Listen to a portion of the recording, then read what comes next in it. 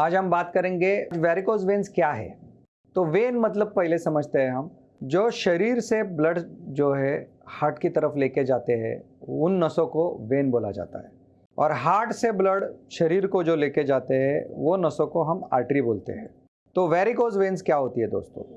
सो varicose veins ये एक प्रकार से सूजी हुई मुड़ी हुई रक्तवाहिनियाँ होती है जो आपकी त्वचा की सतह के नीचे उभरी हुई दिखती है दोस्तों।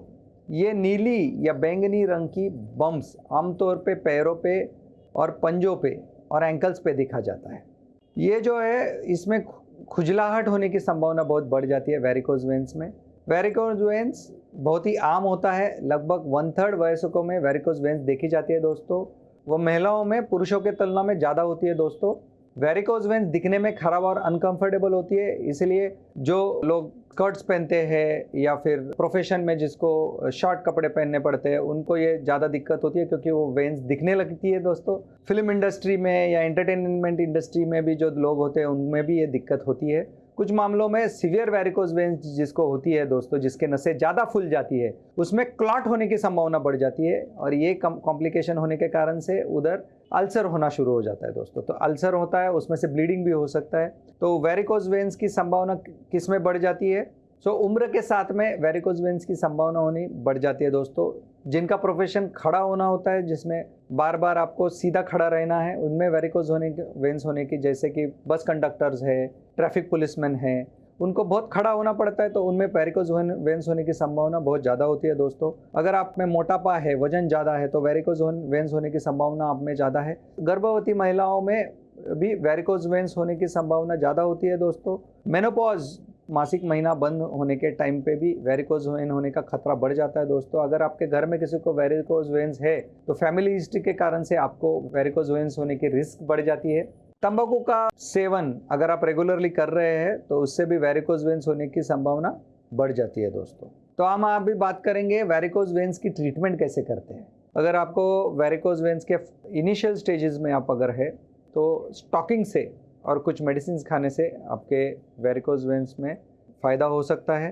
तो उसको हम मेडिकल ग्रेड स्टॉकिंग्स बोलते हैं, ग्रेड 2 मेडिकल स्टॉकिंग्स। स्टॉकिंग से क्या होता है दोस्तों, तो ये कंप्रेशन हो जाता है वेन्स पे और ब्लड फ्लो होने में मदद मिलता है। दूसरा ऑप्शन इसमें होता है जो लेज़र ट्रीटमेंट करते हैं हम।